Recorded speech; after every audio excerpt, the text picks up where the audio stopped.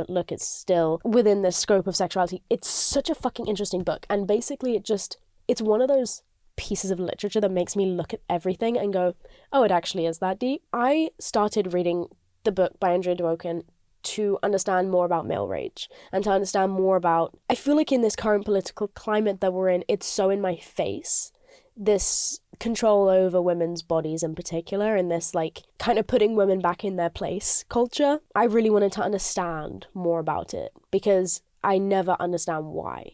I just don't understand it.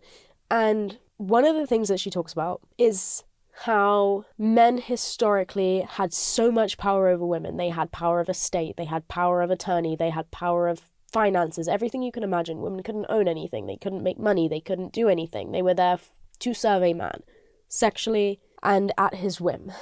Rub his feet, hold his babies, wash his dishes, make him dinner, all these things, and that was it, right? And so men held all the power, and women needed to be around men in order to be close to someone who had the power to therefore benefit from it in any small way. And that's pretty basic. We all understand that's just pretty obvious, right? So she talks about this one man who wrote a story where he explains that the reason he felt so much loathing towards his wife was because he acknowledged that she actually had the power in their relationship, because as much as he owned the money and the land and everything else, and as much as he had civil power, sex was something he wanted from her, and he saw her as controlling the sex because she gave it to him.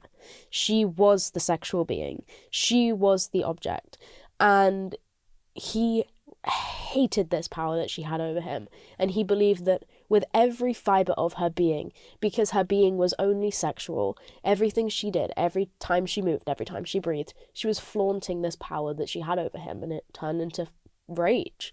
And any rejection or even any acceptance of him was just an ego battle for him, essentially. The story ended in him murdering her, stabbed her like 17 times. But what's interesting is she remarks at the end of that story that actually his wife's death started long before he ever put the knife in her body. It was when he diminished her of her soul and her hopes and her dreams and her personhood and her safety.